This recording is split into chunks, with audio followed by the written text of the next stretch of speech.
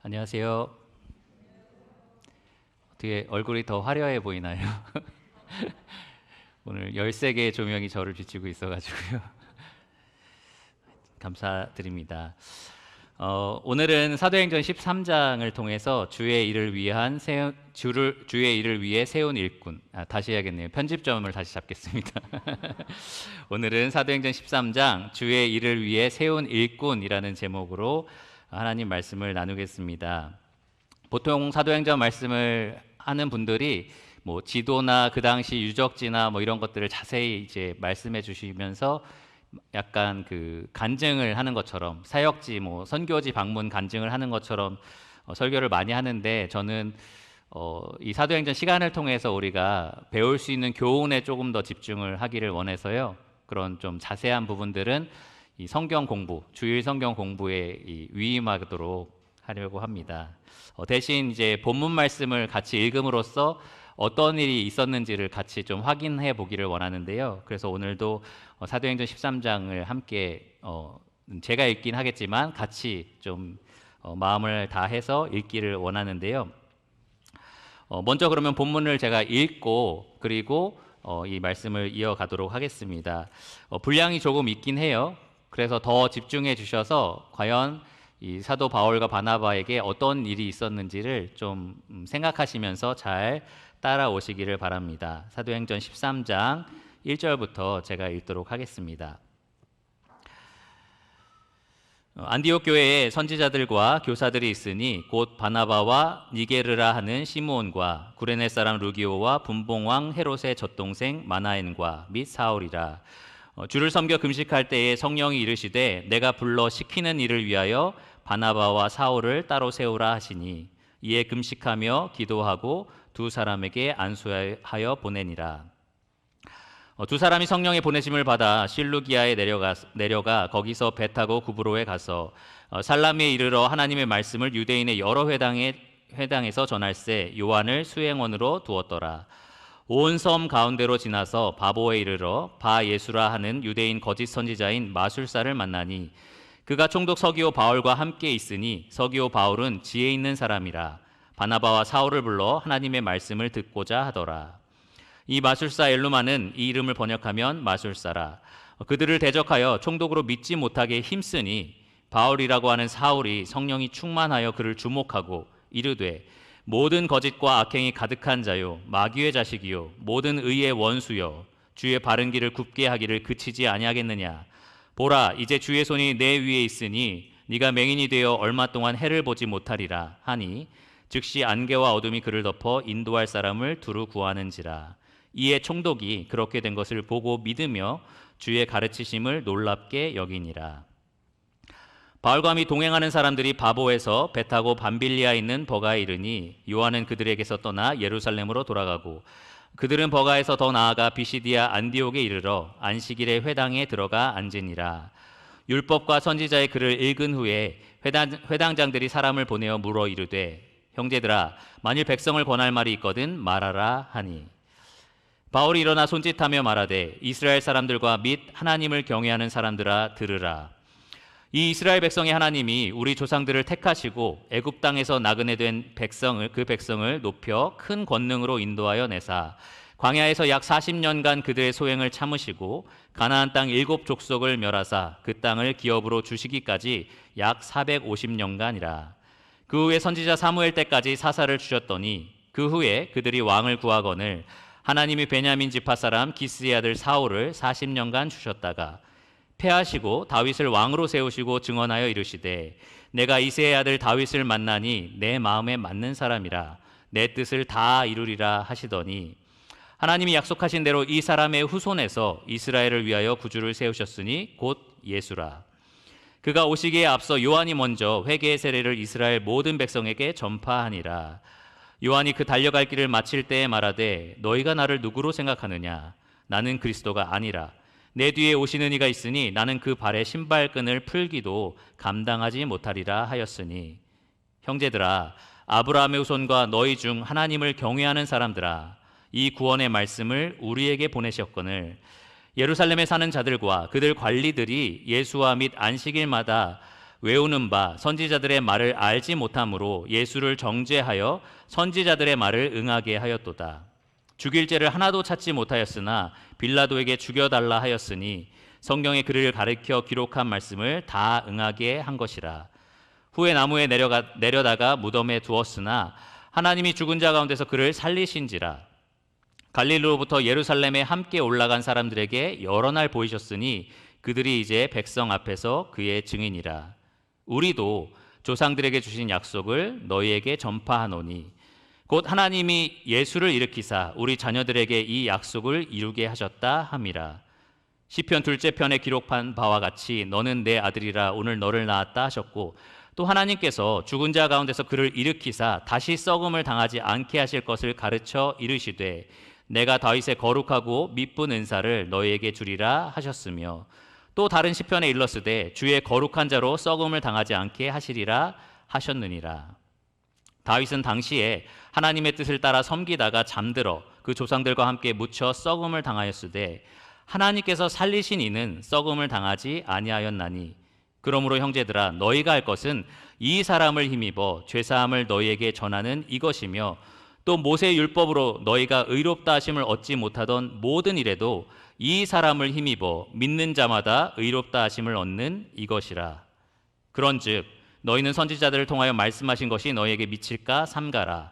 일렀으되 보라 멸시하는 사람들아 너희는 놀라고 멸망하라. 내가 너희 때를 당하여 한 일을 행할 것이니 사람이 너희에게 일러줄지라도 도무지 믿지 못할 일이라 하였느니라 하니라. 그들이 나갈새 사람들이 청하되 다음 안식일에도 이 말씀을 하라 하더라. 회당의 모임이 끝난 후에 유대인과 유대교에 입교한 경건한 사람들이 많이 바울과 바나바를 따르니 두 사도가 더불어 말하고 항상 하나님의 은혜 가운데 있으라 권하니라. 그 다음 안식일에는 온 시민이 거의 다 하나님의 말씀을 듣고자 하여 모이니 유대인들이 그 무리를 보고 시기가 가득하여 바울이 말한 것을 반박하고 비방하거늘 바울과 바나바가 담대히 말하여 이르되 하나님의 말씀을 마땅히 먼저 너희에게 전할 것이로되 너희가 그것을 버리고 영생을 얻기에 합당하지 않은 자로 자처하기로 우리가 이방인에게로 향하노라. 주께서 이같이 우리에게 명하시되 내가 너를 이방의 빛으로 삼아 너로 땅끝까지 구원하게 하리라 하셨느니라 하니, 이방인들이 듣고 기뻐하여 하나님의 말씀을 찬송하며 영생을 주시기로 작정된 자는 다 믿더라. 주의 말씀이 그 지방에 두루 퍼지니라. 이에 유대인들이 경건한 귀부인들과 그 신의 유력자들을 선동하여 바울과 바나바를 박해하게 하여 그 지역에서 쫓아내니 두 사람이 그들을 향하여 발에 티끌을 떨어버리고 이고니온으로 가거늘 제자들은 기쁨과 성령이 충만하니라. 네, 우리가 지난 시간에 배운 것과 같이 이 예수님을 믿은 예수님의 제자들, 또 예수님의 이 사람들, 우리를 가리켜서 이 그리스도인이라고 부르죠. 여러 가지 명칭들이 있습니다. 이 성경에 보면 우리를 그리스도인, 이 오늘 말씀의 배경이 된 안디옥 교회에 이 그리스도인이라는 말이 처음으로 불리게 되었는데, 그들뿐만 아니라 우리 모두가 다 그리스도인입니다. 근데 우리를 부르는 또 다른 명칭들이 있어요. 예를 들면 하나님의 자녀라는 명칭이 있고, 또 하나님 나라의 백성이다라는 명칭도 있습니다. 근데 사도행전을 우리가 계속해서 공부해 가면서 우리가 한 가지 우리의 피할 수 없는 정체성을 좀 주목해서 살펴보기 원하는데, 그것이 바로 예수 그리스도의 증인이라는 명칭입니다. 예수 그리스도의 일꾼, 예수님을 증언하는 일꾼으로서 우리가 그리스도의 증인들이다라는 거죠. 누가복음이 마무리되면서 예수님은 제자들에게 너희는 이제 내 증인이 되리라 라고 말씀을 하셨고요. 너희는 이 모든 일어난 일의 증인이다 라고 하셨고, 사도행전을 시작하면서 예수님은 이 제자들에게 너희가 예루살렘을 시작으로 땅끝까지 내 증인이 되리라 라고 말씀을 하셨습니다. 실제로 사도행전이 오늘 13장인데 13장에 오기까지 여러 차례 이 제자들이 사람들에게 예수님을 말할 때마다 빼놓지 않고 했던 말이 있습니다. 뭐냐면 우리가 다 그 일의 증인이로다, 이런 말을 했어요. 우리가 다 예수님의 증인이로다. 오늘 말씀에도 31절에 보면 우리가 증인이다, 이런 말을 합니다. 박해를 받았을 때도 우리는 보고 들은 것을 말하지 않을 수 없다. 우리는 증인의 이 일을 멈출 수 없다라고 분명하게 말을 했습니다. 우리가 살펴보는 이 사도행전에 나와 있는 성도들이 바로 예수님의 첫 번째 증인들이었고요. 그들은 예수님 명령하신 그대로 예루살렘을 시작으로 땅끝까지 이르러 주님의 증인이 됩니다. 이 충성스러운 일꾼이 되었던 거죠. 특별히 13장에서 28장까지는 그동안 예루살렘, 유다, 사마리아를 넘어서 이제 땅끝까지 이르는 복음의 확장이 그려집니다. 지난주에 말씀드린 것처럼 우리는 증인이 증인을 낳는 이러한 주님의 명령에 따라 충성한 일꾼 때문에 이 자리에 앉아 있습니다. 우리도 예수님의 증인이 된 거죠. 그리고 이제는 우리가 증인이 증인을 낳는 그 일을 해야만 합니다. 교회가 충성했기 때문에 우리가 이 자리에 있는 거고 이제 우리가 충성할 차례다라는 거죠. 그래서 오늘은 이 사도행전 13장을 통해서 어떻게 주님께서 세우신 이 일꾼들이 어떻게 세워졌는지, 그리고 두 번째로는 어떻게 충성했는지, 그리고 마지막 세 번째로는 어떻게 그들이 충성한 것의 결과를 얻었는지, 이 결실을 맺게 되었는지 세 가지로 구분해서 살펴보기를 원하고요. 여기서 각각 오늘날 예수님의 일꾼인 우리가 배울 수 있는 교훈을 찾아보기를 원합니다. 오늘 이 말씀을 통해서 여러분 이 다짐을 하기를 원해요. 나도 주님 세우신 일꾼이구나 라고 다짐을 하시고 생각을 하시고, 또 그러면 나도 이들처럼 충성해야겠구나 라고 결단하는 시간이 되시기를 바랍니다. 그러면 첫 번째로 어떻게 일꾼이 세워졌는지를 살펴보도록 하겠습니다. 결론적으로 말씀을 드리면 하나님께서 교회를 통해서 일꾼을 세우셨다라는 거죠. 하나님께서 교회를 통해서 일꾼을 세우셨습니다. 여기 보시면 1절에 안디옥 교회가 나오는데요. 이 안디옥 교회가 여러 이방인들이 섞여 있었던 그런 교회였다는 것이 분명하게 드러납니다. 많은 선지자들과 교사들이 있었는데 이 선지자들과 교사들은 앞에서 이렇게 말씀을 증언하기도 하고 또 이 당시에는 장래에 있을 일에 대한 예언도 했었고요. 또 교사들은 특별히 교리 교육을 성도들에게 하는 제자화하는 일에 더 전념했던 그러한 사람들이었습니다. 어떻게 보면 교회의 중요한 일꾼들, 인도자들이었다라고 할 수 있는데요. 이들의 구성들을 보면 참 흥미롭습니다. 여러분 아시는 바나바와 사울을 제외하고 니게르라는 사람이 있어요. 시므온이라는 그의 이름을 볼 때 유대인이었던 것이 분명하고, 근데 니게르라는 말은 여러분 요즘엔 좀 안 좋은 표현으로 니그로라는 말이 쓰이잖아요. 라틴어인데요. 이것이 그 당시에는 그런 나쁜 이 의미가 전혀 없는 단어였어요. 그냥 검다라는 뜻을 가지고 있는 니그로, 그 의미입니다. 그래서 이 사람이 흑인이었다라고 우리가 충분히 생각을 할 수 있어요. 그리고 그 다음에 나오는 사람 루기오도 구레네 사람, 북아프리카 사람이었기 때문에 아무래도 그러한 비슷한 사람이었다라고 우리가 추측할 수 있습니다. 그러니까 교회가 이 다양한, 그 당시에는 그 전까지는 유대인 중심적으로 모였던 교회였는데 이렇게 이방인이 인도자였던 그러한 특별한 교회였던 거죠. 또 특이한 사람이 나오는데 바로 분봉왕 헤롯의 젖동생 마나엔이라는 사람이 나옵니다. 이 분봉왕 헤롯은 예수님을 신문했던, 그리고 핍박했던 이 헤롯 안디바를 의미하는데, 이 헤롯 안디바의 젖동생이다라는 것은 친동생은 아니고요. 그 왕실에서 함께 자란 이 동료 혹은 높은 귀족의 사람이었던 거죠. 근데 어렸을 때 같이 이 왕실에서 자랐던 사람이었던 겁니다. 좀 흥미롭죠? 한 사람은 같은 왕실에서 자랐지만 어떤 사람은 예수님을 대적하고 비난하는 신문했던 그런 원수로 자랐고요. 또 한 사람은 이렇게 땅끝까지 예수님을 증언하는 교회의 인도자로서 자랐다라는 거죠. 어쨌든 이러한 교회의 구성원들이 있었고 이렇게 많은 사람들이 있는 자리에서 이들 가운데 자기 일꾼을 삼으신 분이 분명하게 기록되어 있습니다. 2절에 보시면 주를 섬겨서 금식할 때에 누가 말씀을 하죠? 성령님이 이르시되 이렇게 말씀하십니다. 내가 불러 시키는 일을 위하여 바나바와 사울을 따로 세우라. 이 따로 세우다라는 말은 다른 의미로는 구분하다, 구별하다라는 의미가 있어요. 그러니까 이 두 일꾼을 내가 맡길 이 사명을 위해서 따로 구별해라, 구분해라 라고 말씀을 하신 겁니다. 일꾼을 누가 택하신 거죠? 하나님께서 택하셨습니다. 바울과 바나바가 고집해서 일꾼이 된 게 아닙니다. 하나님께서 두 사람을 분명하게 구분하셨고요. 구분하신 목적이 있었습니다. 내가 불러 시키는 일을 위하여. 분명한 사명을 이 두 사람을 따로 불러서 맡겨주신 겁니다.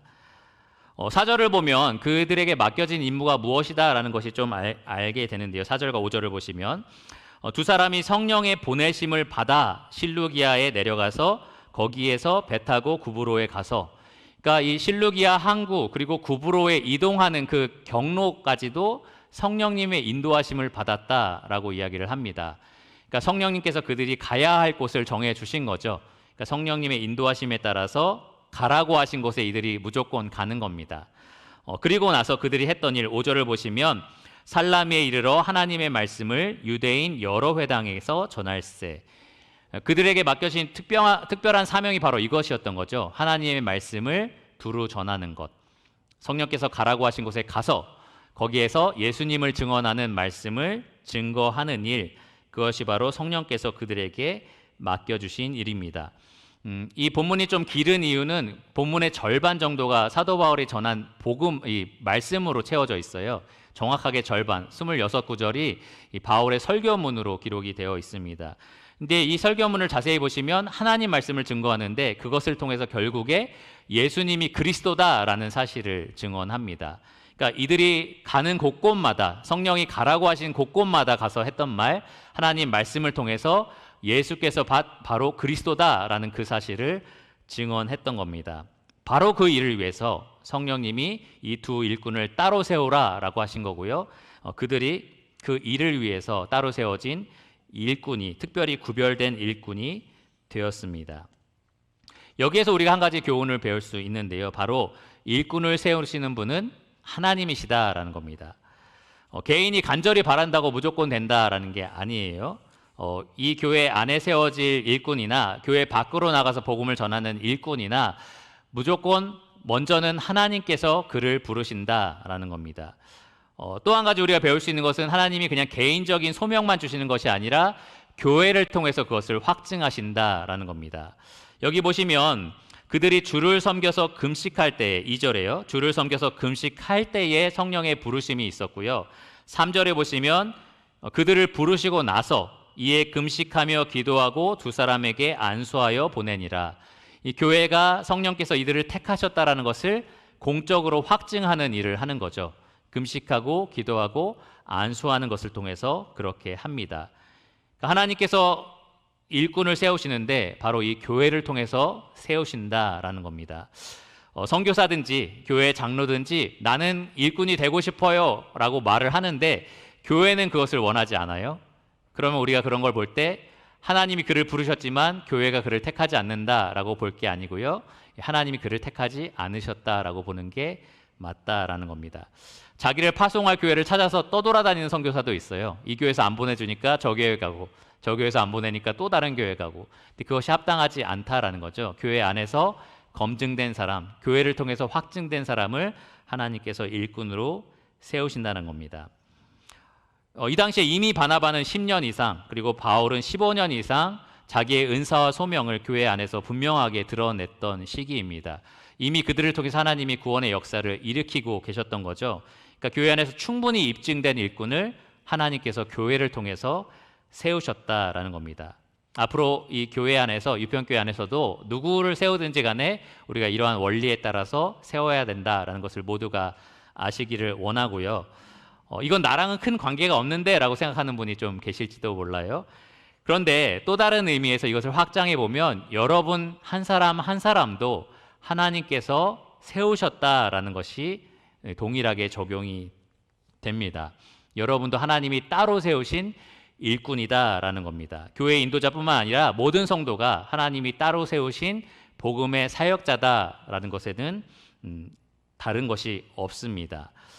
여기에 지금 바울과 바나바만 이 안디옥을 떠나서 구브로도 가고 비시디아 안디옥도 가고 앞으로 여러 지역을 돌아다닐 텐데요. 이 지역은 이 당시 여기에 있는 니게르도 있었고 마나인도 있었고 다른 여러 일꾼들이 있었지만 오직 바울과 바나바라는 그 일꾼들만 갈 수 있었던 곳이고 또 거기에서 복음을 전할 수 있는 기회가 열렸던 겁니다. 마찬가지로 여러분들도 여러분이 처해 있는 그 삶의 상황 가운데, 여러분이 만나고 있는 사람 가운데 복음을 전할 수 있는 사람은 여러분이신 거다라는 거죠. 제가 이 자리에 있지만 제가 여러분 만나는 그 직장 동료에게 복음을 전하러 매일 가지는 않습니다. 여러분 만나고 있는 자녀들이라든지 뭐 친척들에게 제가 매일 접근해서 복음을 전할 수 있는 것도 아닙니다. 조금 완곡하게 말을 하면 여러분에게 있어서 여러분의 믿지 않는 성도들은 말이 안 되죠. 믿지 않는 영혼들, 여러분이 기도하고 있는 그 구도자들은 이 바울과 바나바가 방문했던 구브로에 있는 사람들, 그리고 비시디아 안디옥에 있는 그러한 잃어버린 영혼들이다라는 거죠. 하나님은 여러분들을 각각 그 삶의 영역으로 부르셨다라는 겁니다. 여러분, 그런 의미에서 구별된 일꾼이다라는 거예요. 이 바울과 바나바는 자기들이 그런 부르심을 받았다라는 소명감을 분명하게 가지고 있었습니다. 13장 47절을 보시면 비시디아 안디옥에서 유대인의 시기와 비방을 받았을 때 그들이 이렇게 담대하게 말을 합니다. 47절을 보세요. 주께서 이같이 우리에게 명하시되 내가 너를 이방의 빛으로 삼아 너로 땅끝까지 구원하게 하리라 하셨느니라. 지금 바울과 바나바가 인용한 이 말씀은 이사야 49장 6절의 말씀입니다. 이 이방인의 빛으로 구원을 가져다 주실 분, 바로 이 메시아에 대한 약속의 말씀인데요. 바울과 바나바가 이 말씀을 어떻게 자기들에게 적용했는지 한번 잘 살펴보세요. 여기 보시면 주님께서 우리에게 이렇게 명하셨다라고 얘기를 합니다. 주님이 뭐라고 명하셨냐? 내가 너를 이방의 빛으로 삼겠다. 그리고 너로 땅끝까지 구원하게 하겠다. 이게 원래 예수님께 맡겨진 사명이었는데 그들이 말하기를 이제 그 주님이 우리에게 이 사명을 맡기셨다라고 얘기를 합니다. 우리가 이제는 이방인에게 빛을 전하는 사자들이고 이제 우리가 구원을 가져다 줄 사람들이다라고 이야기를 합니다. 그러니까 주님께 내려진 그 명령이 우리에게 위임됐다라고 분명한 사명감을 가지고 있었던 거죠. 그러니까 이 자리에 계신 유평교회 성도님들도 그런 분명한 사명감을 가지시기를 바랍니다. 여러분이 택하신 일꾼이다라는 사실을 분명하게 가지시기를 바랍니다. 여러분, 주님의 일을 위해서, 여러분이 만나는 사람들에게 구원의 빛을 비추기 위해서 특별하게 불러 세우신 하나님의 일꾼이다라는 생각을 가지시기를 바랍니다. 여러분, 한번 저를 따라해 보시겠어요? 나는 하나님이 택하신 하나님의 일꾼이다. 네, 하나님이 나에게 맡기신 일이 있다. 네, 여러분 내일부터 여러분의 일상 가운데 만나는 모든 믿지 않는 영혼들, 또 자주 접하는 그런 구도자들, 그들에게 여러분이 파송된 특별한 하나님의 일꾼이다라는 생각을 반드시 가지시기를 바랍니다. 두 번째로 그러면 이들이 어떻게 충성했는지를 살펴보겠습니다. 첫 번째로 그들이 이 가라라는 이 명령에 충성을 했어요. 어떻게 충성했냐면 이 가라라는 하나님의 명령에 충성을 했습니다. 그들이 구원의 빛이 비춰져야 할 그 장소까지 이동을 했다라는 거고요. 주가 필요한 사람들이 있는 그곳까지 적극적으로 찾아갔다라는 말입니다. 사도행전 13장과 14장은 쉽게 말하면 이 갈라디아 지역을 이 바울과 바나바가 이동했던 건데요. 안디옥에서 구브로, 그리고 갈라디아 전 지역을 거쳐서 다시 시리아 안디옥으로 다시 돌아오는 그 여정입니다. 어떤 주석가가 이것을 다 킬로미터를 계산을 했나 봐요. 얼마나 이동을 했나. 어느 정도 이동을 한 것 같으세요? 약 1430km 정도를 이동을 했다고 합니다. 뭐 비행기가 있었던 것도 아니고 걸어서, 가끔 배 타고 그렇게 이동을 한 겁니다. 한 주석가 슈나벨이라는 사람의 말에 따르면 그들이 하루 평균 걸어서 이동했던 거리가 약 24km 정도 됐다고 해요. 그러니까 굉장히 적극적으로 그들이 이동하면서 복음을 전한 겁니다. 오늘 13장에 기록된 내용도 보시면, 여러분 주보에 지도가 있으니까 지도를 보시면 좀 더 이해가 되실 텐데요. 지도에 보시면 안디옥이라는 곳에서 실루기아까지 여러분 손톱도 되지 않는 정도의 거리가 있어요. 약 26km 정도가 되는데 그 거리를 아마 하루 정도 걸어서 이동을 했을 거고요. 그 다음에 실루기아에서 살라미라는 곳, 구브로 섬에까지 이동하는데 배를 타고 이동을 했을 겁니다. 그리고 이 구브로라는 섬은 제주도의 한 5배 정도 되는 크기의 섬인데요.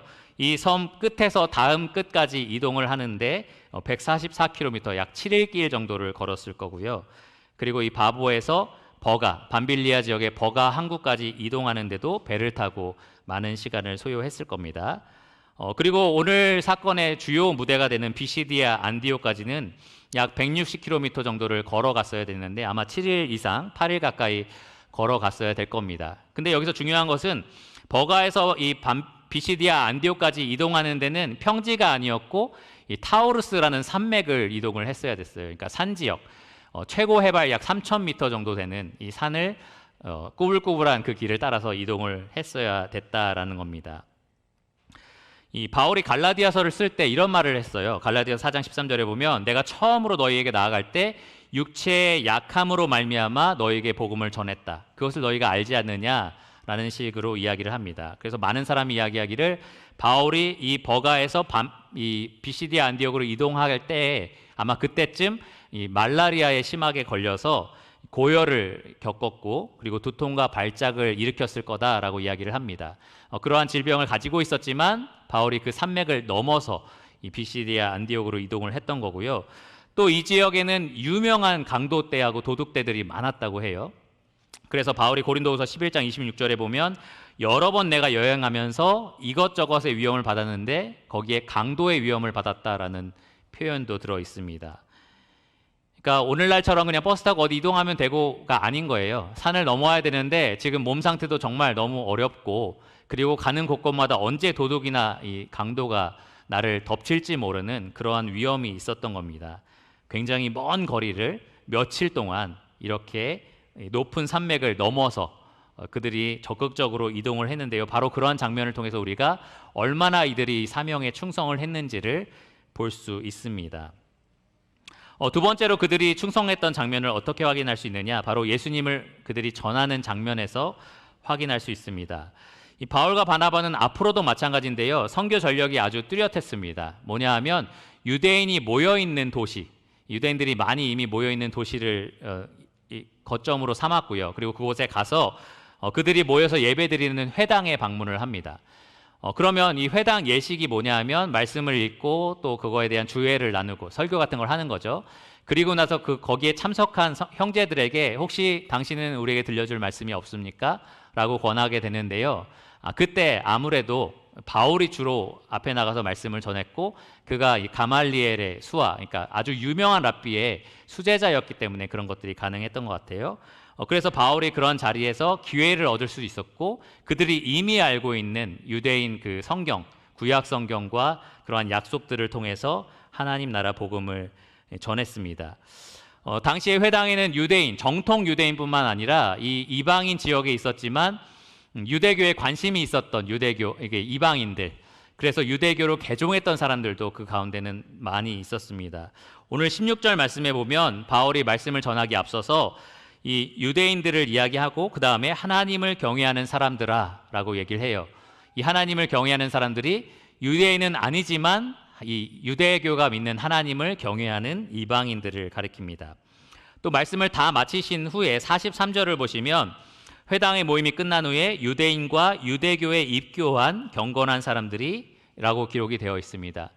그러니까 이 회당 안에 구성원들이 그랬던 거죠. 유대인들 그리고 유대교에 입교한 이 회당에 등록한 그러한 개종한 이방인들이 많이 있었던 겁니다.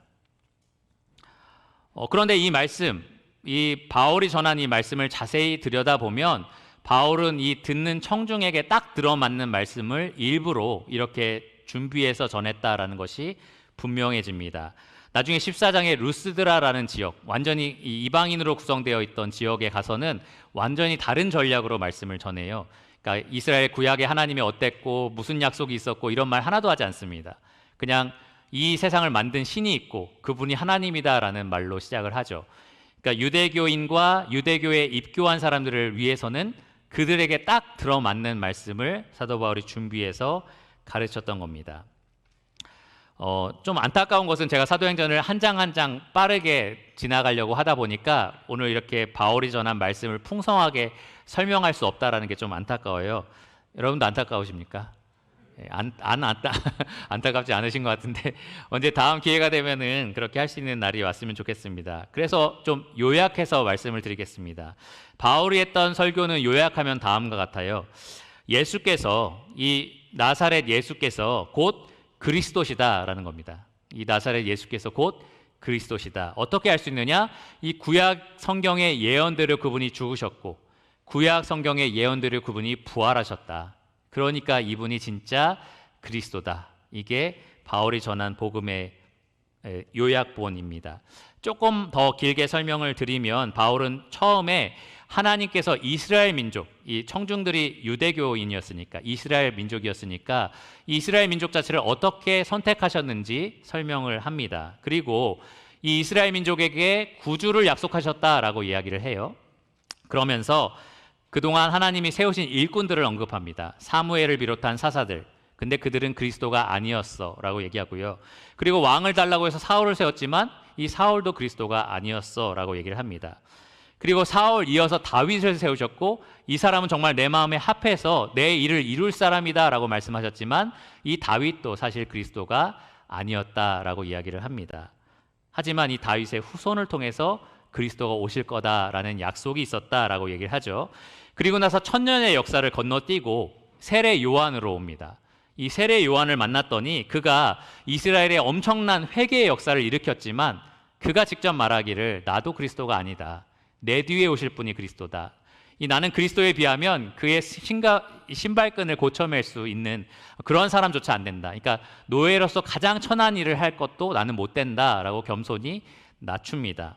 그러면 그리스도가 누구냐? 바울의 말씀을 계속해서 전하기를 바로 너희가 배척했던 이 예루살렘에 있는 그 관리들이 죽였던 바로 그 나사렛 예수가 그리스도다라고 얘기를 합니다. 29절을 보면 바로 이것이 성경의 예언의 성취다라고 얘기를 해요. 13장 29절을 보시면 성경의 글을 가리켜 기록한 말씀을 다 응하게 한 것이라. 그분의 죽으심은 억울하게 죽으신 것도 아니고 물론 억울하지만 그리고 이 선지자의 말씀을 다 이루기 위해서 죽으신 거다라고 분명하게 이야기를 합니다. 그리고 나서 30절부터는 그가 부활하셨다라는 얘기를 하면서 이것이 또 성경의 예언의 성취다라고 얘기를 해요.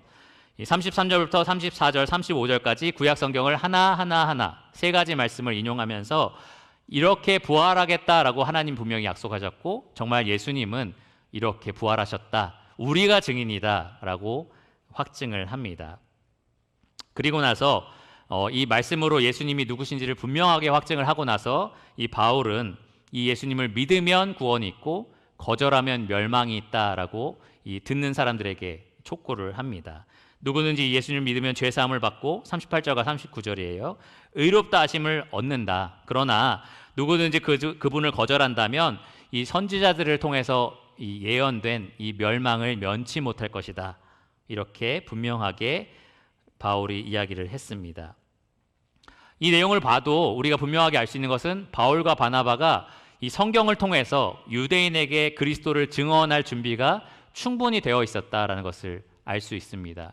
그들은 말씀을 충분히 알고 있었고 그 말씀을 통해서 청중에게 어떻게 복음을 전할 것인지 분명하게 준비가 되어 있었습니다. 이 일꾼이 어떻게 충성했는지를 좀 살펴볼 때 우리가 오늘 배울 수 있는 교훈이 똑같이 있는데요. 첫 번째로는 그들이 가라라는 명령에 충성한 것처럼 우리도 가야 한다라는 겁니다.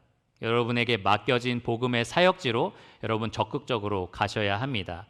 여러분에게 맡겨진 영혼들 있잖아요. 여러분 마음에 생각나는 구도자들. 여러분 기도 제목 책자에 보시면 여러 구도자들의 이름이 적혀 있잖아요. 저도 적어놨는데 이런 말씀 준비할 때마다 내가 전하고 있나? 내가 그들에게 지금 접촉을 하고 있는가라는 생각이 많이 듭니다. 이 바울과 바나바가 이렇게 먼 거리를 며칠 동안 고생하면서 또 질병이 있고 험한 그러한 상황이 있는데도 극복하면서 나아갔던 것처럼 여러분에게도 지금 믿지 않는 사람들에게 가지 못하게 막는 장애물들이 참 많을 거예요. 여러 가지 거리적인 문제도 있을 거고 상황적인 코로나 같은 상황적인 문제도 있을 거고 관계적인 문제도 분명히 있을 겁니다. 그런데 그러한 장애물들을 여러분 뛰어넘으셔서 적극적으로 그 영혼들을 찾아가셔야 합니다. 질병과 강도는 아니지만 우리에게 이 믿지 않는 자에게 가지 못하게 만드는 많은 장애물들이 있습니다. 근데 여러분 그것을 뛰어넘으시라는 말이에요. 예수님 우리에게 명령하신 사명의 첫 시작이 뭔지 아십니까? 너희는 가서. 예, 너희는 가서예요. 그러니까 여러분 가셔야 됩니다. 믿지 않는 영혼들에게 가서 이 복음을 증언하시기를 바랍니다. 두 번째로 우리가 배울 수 있는, 이들의 충성을 통해서 배울 수 있는 교훈은 바로 예수님을 증언할 때 우리에게 지혜가 필요하다라는 겁니다. 바울과 바나바가 이 유대인들을 만났을 때 했던 것처럼 이방인에게 설교했다고 한번 생각해 보세요. 이스라엘을 어떻게 선택하는지 한번 봐라. 이스라엘 백성들에게 사사를 세웠고 사무엘을, 이런 얘기를 정말 유대교 경전을 전혀 모르는, 이 구약 성경을 전혀 모르는 이방인에게 전했다고 한번 생각해 보시기 바랍니다. 그럼 아마 그들은 사무엘이 누군데요? 애굽의 노예가 됐다고요? 이런 질문을 하지 않았겠습니까? 그러니까 전혀 이런 내용들을 이해하지 못했을 겁니다. 이런 것들을 하나하나 설명해야만 했겠죠. 마찬가지로 여러분들도 복음을 전하는 대상이 과연 무엇을 알고 있고 무엇을 알고 있지 못하는지 분명하게 아셔야 합니다. 무엇을 믿고 있고 무엇을 믿지 못하고 있는지를 분명하게 파악하셔야만 합니다. 무엇이 그 사람이 예수님을 받아들이는 데 있어서 큰 장애물이 되고 있는지 여러분 잘 분별하셔야 합니다. 예를 들어서 교회 경험이 전혀 없고 성경에 대해서 전혀 모르는 사람이 오늘 처음 이 교회를 방문한 거예요. 근데 여러분이 구원의 열정이 갑자기 오늘 말씀 듣고 뜨겁게 타올라서 그 사람이 나랑 비슷한 나이대라 손을 붙잡고 1층 방으로 데려갑니다. 그러면서 예수님이 하나님의 어린 양이었다, 화목 제물이었다라는 것을 성경을 통해서 막 1시간 동안 설명한단 말이에요. 그러면 그 사람이 구원받을까요? 아니면 다음 주부터 안 나올까요? 어떻게, 물론 하나님 뜻이면 구원 받겠죠. 그렇게 구원받는 분도 아주 간혹 있어요. 근데 보통은 안 나옵니다. 이제 다시는 안 나온다 이러면서 안 나와요. 그러니까 우리에게 지혜가 필요하다라는 겁니다. 복음을 전하는 데 있어서 지혜가 필요합니다. 누가 봐도 이 사람은 듣고 싶어 하지 않아요. 나한테 성경 얘기하지 말고 예수님 얘기하지 마세요. 교회는 오겠는데 강요하지 마세요라는 게 너무 명백한 거죠. 근데 그 사람한테 내가 그런 열정 때문에 계속해서 말한다면 도움이 되겠습니까? 아니면 해가 되겠습니까? 해가 되겠죠. 그러니까 우리에게 그러한 지혜가 필요하다라는 겁니다. 어떤 사람은 신의 존재 자체를 부정하는 사람이 있고요. 또 어떤 사람은 예수님을 인정하지만 이 예수님에 대한 성경의 증언을 일부 부정하는 사람도 있습니다. 어떤 사람은 이 성경의 가르침이나 기독교 자체에는 별로 부정적인 생각이 없는데 자기가 아는 그리스도인 때문에 이 교회를 싫어하는 사람도 있어요. 그러니까 그러한 여러 가지 배경들을 여러분 충분히 파악하시고 어떻게 지혜롭게 이 사람들에게 복음을 전할지 잘 생각해 보시기를 바랍니다.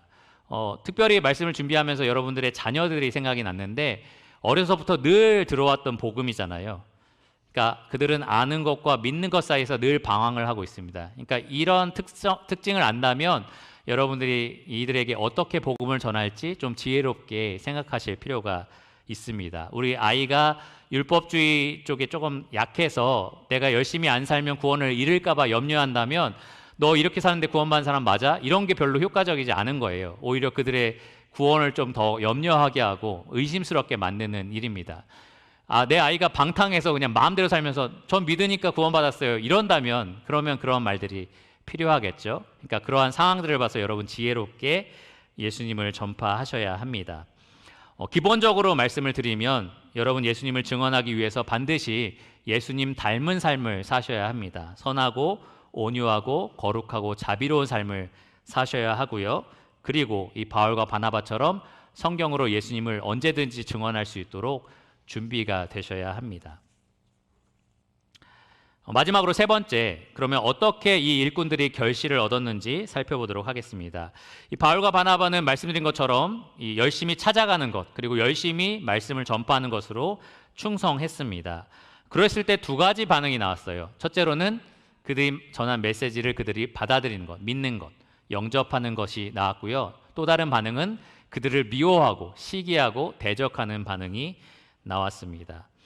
먼저 처음에 방문했던 이 구브로의 바보에서 총독 서기오 바울이 예수님께 나오는, 예수님을 믿는 역사가 일어났습니다. 흥미로운 것은 13장에 보시면 이 서기오 바울이 예수님을 믿었을 때 12절에 보시면 이에 총독이 그렇게 된 것을 보고 믿으며 주의 가르치심을 놀랍게 여기더라 라고 되어 있습니다. 그러니까 이 이 사람을 방해했던 바 예수라는 사람이 있었잖아요. 근데 이 바 예수가 눈이 먼 그 놀라운 사건을 보면서 예수님을 믿었을 뿐만 아니라 뒤에 보시면 가르치심을 놀랍게 여겼다라고 되어 있어요. 그러니까 바울과 바나바가 전파한 말씀의 가르침에 이 바울이 놀랐던 겁니다. 이 구브로에서 바울과 바나바를 반대했던 사람, 방금 제가 언급한 바 예수라는 사람입니다. 이름이 좀 특이하죠. 바 예수. 바라는 말은 아들이라는 말이라서요. 이 예수의 아들이라는 뜻이고 또 예수가 구원이기 때문에 구원의 아들이라는 뜻도 됩니다. 그런데 좀 아이러니하죠. 이 예수의 아들인데 예수를 증언한 것을 반대하고 있는 입장이었고 구원의 아들이었는데 구원의 길을 가로막는 일을 이 바 예수라는 사람, 마술사가 했었습니다. 그때 이 배척하는 사람을 억제했던 분이 누구시냐? 바로 성령 하나님이세요. 9절을 보시면 성령께서 바울을 충만하게 하셔서 이 사람에게 심판을 내려주셨습니다. 배척하는 이를 심판하신 분 성령님이었고요. 또 영접하는 이에게 믿음을 허락하신 분 바로 성령 하나님이셨습니다. 두 번째 무대인 비시디아 안디옥에서도 비슷한 일이 일어났어요. 수많은 유대인들, 유대교 개종자 그리고 이방인들이 모두 예수님께 나오는 역사가 일어납니다. 이 비시디아 안디옥에는 요세푸스의 말에 따르면 약 2000세대 정도 유대인들이 있었다라고 하고요. 이 성 전체 인구가 약 5만 명에 가까웠다라고 얘기를 해요. 적어도 수천 명이 이 두 번째 안식일에는 바울과 바나바의 이야기를 듣기 위해서 그 자리에 모였던 것 같습니다. 그때 많은 유대인들과 또 더 많은 이방인들이 이 바울과 바나바의 말을 듣고 예수님을 믿었습니다. 48절에 보면 어떤 사람이 믿었다고 기록되어 있죠? 이방인들이 듣고 기뻐하여 하나님의 말씀을 찬송하며 영생을 주시기로 작정된 자는 다 믿더라. 영생을 주시기로 작정된 자, 하나님께서 그렇게 결정하신 사람들을 의미합니다. 하나님께서 구원받을 자들을 구원하신 거죠. 그러니까 하나님께서 말씀을 전파했을 때 그들이 충성스럽게 순종했을 때 하나님께서 하나님 일을 하신 겁니다. 구원받기로 정하신 그들을 구원하셨습니다. 52절에 보면 하나님 주신 기쁨과 성령 충만을 구원받은 자들에게 하나님께서 주십니다. 그래서 이 일련의 사건들을 보면 우리가 분명하게 배울 수 있는 게 이 일꾼들이 충성을 다한 것은 사실이지만 충성의 결과는 누가 가져온다고요? 하나님이 주셨다라는 겁니다. 영접하는 것도 하나님의 역사였고요. 배척하는 자들을 압제하는 것도 하나님께서 하신 역사였습니다. 그래서 바울과 바나바는 이 말씀에 보면 이 결과에 연연해하지 않아요. 자기가 복음을 전했을 때 그 성에서 쫓겨남을 당했잖아요. 그런데도 억울하다. 우리가 이런 얼마나 좋은 복음을 전했는데 그런 생각하지 않습니다. 오히려 아주 담담하게 반응을 합니다. 이 말씀을 거절한 너희는 이 영생을 거절하기로 너희가 스스로 자초한 거야 라고 담대하게 말을 했고요. 그리고 그들의 발에 티끌을 떨어버렸습니다. 이게 예수님이 제자들을 둘씩 보내고 70명 보내실 때 있었던 일 중에 하나인데요. 말씀하신 거죠. 너희 발에 티끌을 털어버려라.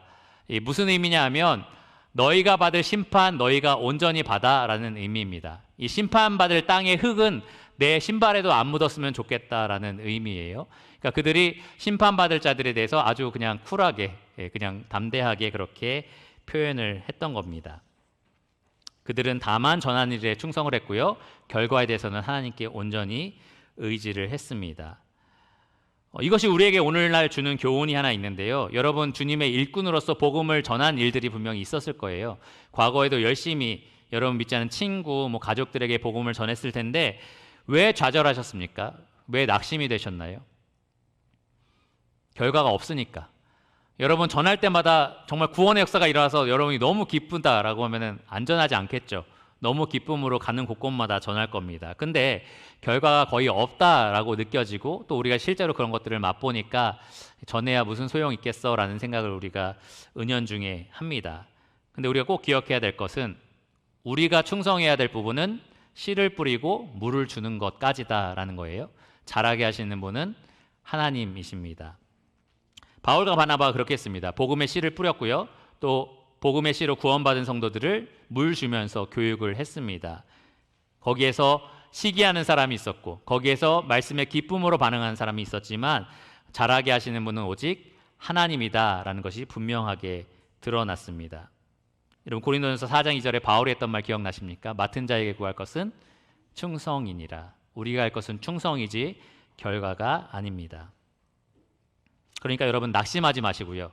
거절받았다고 해서 좌절하지 마시고, 여러분 말씀을 전했을 때 말씀을 듣지 않는다, 예수님을 받아들이지 않는다, 여러분이 할 수 있는 일, 발에 티끌을 떨어버리는 거예요. 그냥 가볍게 발에 티끌을 떨어버리면서 알았다, 네가 나를 거절한 게 아니라 이 중요한 영생의 말씀을 거절한 거다, 이렇게 생각하시면 됩니다. 물론 그렇게 생각하기 어려운 사람들도 있어요. 내 사랑하는 가족, 정말 구원받기를 원하는 내 사랑하는 자녀들, 그런 사람들에게 여러분 발에 티끌을 떨어버리면서 그래 너 지옥 가 이렇게 하는 건 좀 안 되잖아요. 그럴 때 여러분 계속해서 충성스럽게 복음을 전하시되 간절히 하나님께 구하시기를 바랍니다. 구원하시는 분은 하나님이십니다. 하나님, 이 불쌍한 아이를, 불쌍한 자녀를, 불쌍한 내 친구를 돌아봐 주시고 구원해 주세요, 이렇게 날마다 간구하시기를 바랍니다. 오늘 말씀의 결론을 내리겠습니다. 첫 번째로, 여러분이 하나님 택하신 일꾼이다라는 사실을 결코 잊지 마시기를 바랍니다. 하나님은 여러분이 속한 그 사회에서, 여러분이 만나고 있는 그 사람들 사이에서 여러분을 구원의 빛으로 부르셨다라는 사실을 반드시 잊지 마시기 바랍니다. 그러니까 두 번째로, 여러분 무엇을 하듯인지 궁극적으로 내가 예수를 증언하기 위해서 하고 있다라는 사실을 잊지 마셔야 합니다. 여러분 일하실 수도 있고, 자녀를 양육할 수도 있고, 부부 생활을 할 수도 있고, 모든 일을 통해서 여러분 난 예수를 증언하고 있다라는 사실을 반드시 기억하셔야 합니다. 주께서 가라고 하신 곳에 갈 생각을 품으시고요, 또 그곳에서 주님 주신 지혜로 예수님을 증언하기 위해서 평소에 내가 대답할 것을 항상 준비하는 그러한 자들이 되시기를 바랍니다. 마지막 세 번째로, 그렇게 하시면서 결과를 오직 주님께 맡기시라라는 겁니다. 여러분 충성해야 될 것은 전하는 것까지지 구원하는 것은 아니다라는 것을 잊지 마시기를 바랍니다. 말씀을 마무리하면서 소소한 저의 일상 이야기를 하나 해드리려고 해요. 요즘에 국민지원금이 나오죠. 여러분 신청하셨습니까? 네, 안 하신 분도 있고 하신 분도 있을 텐데 저는 했습니다. 근데 지금 몇 번째 지금 지원금을 받고 있는 상황이잖아요, 저희가. 그런데 받을 때마다 이 용인시에서 이걸 쓴다는 게 참 어렵구나라는 생각이 들어요. 요 코앞에 오산에 마트가 있고 동탄에 마트가 5분, 10분이면 가는데 용인에서 도대체 어디서 장을 봐야 되는 거야? 막 이런 생각을 하면서 이거 받은 거를 뭐 계속 피자 사 먹을 수도 없고 뭐 어떻게 해야 되는 거야? 막 이런 생각을 많이 했었습니다. 근데 얼마 전에 제가 이 남사 하나로마트에 갔는데 크게 국민지원금 사용 가능합니다라고 붙여 있더라고요. 지금 이 용인 저의 비슷한 지역에 사시는 분들 중에 처음 들으신 분은 뭐 기쁘십니까? 알고 계셨다면 뭐 별일 수도 있지만, 근데 그걸 보는 순간 제가 너무 기쁜 거예요. 너무 좀 이상한가? 너무 소소한가? 근데 너무 기뻐서 이 사실을 나만 알고 있을 수는 없다라는 생각을 했습니다. 그래서 첫째로는 아내한테 알려줬고, 두 번째로는 종혁 형제랑 병호 형제한테 여기 된대라고 제가 알려주고, 그 다음에는 유평에 사는 성도들, 뭐 아랫마을 사는 성도들, 여기 연목사님 계시지만 알려드릴까? 막 이런 생각이 들고, 부모님한테도 알려드려야지 하고, 교회 단독방에 올려야 되는 소식 아니야? 막 이렇게 생각했다가, 동탄이랑 수원 뭐 여기저기 사시는 분들 있는데 이건 아니다 싶어서 안 올렸습니다. 근데 이제 그 순간에 제가 이제 주일에 계속 말씀을 준비하면서 순간순간 이제 묵상했던 말씀들이 떠오르는 거예요. 근데 그 순간에 막 제가 보내면서, 아니 이게 이렇게 기뻐서 누군가한테 알려야겠다라고 생각하는데, 우리가 구원의 기쁜 소식을 가지고 있는데 알려야겠다는 생각을 왜 안 하고 있을까라는 생각이 드는 거예요. 이게 뭐 여기서 20 몇만 원 쓸 수 있다는 거, 뭐 몇만 원 이렇게 쓸 수 있다는 게 뭐가 그렇게 대단한 소식. 근데 너무 기쁘니까 막 알리고 싶은 거죠. 근데 이 영원한 구원을 가져다 주는 소식에 대해서 우리가 왜 그만큼 기쁘다고 생각하지 않을까? 너무 기뻐서 알려야겠다는 생각을 하지 않을까라는 생각을 해봤습니다. 존 스토트라는 사람은 복음 전도라는 책에서 이렇게 말을 했습니다. 잘 들어보세요. 우리는 사람들이 그분을 알지 못하고 그분을 사모하지 않는 것을 못 견딜 정도로 그분의 이름을 사모하지 않기 때문에 그분에 대해서 말하지 않는 것이다. 우리가 예수님을 그만큼 사모하지 않기 때문에, 사람들이 그분을 모르고 멸망으로 가는 것을 그만큼 못 견디지 않기 때문에, 그렇기 때문에 말하지 않는 거다라는 말입니다. 복음에 대한 말씀을 앞으로도 계속하게 될 텐데요. 여러분의 동기를 한번 잘 생각해 보세요. 어떤 동기로 나는 복음을 전하는가? 정말 이것이 놀라운 일이다라는 생각을 여러분 하셔야 합니다. 어떤 사람을 바 예수와 같은 마귀의 자식을 이 서기오 바울처럼 하나님의 자녀로 뒤바꾸는 일을 여러분이 지금 하고 계신 겁니다.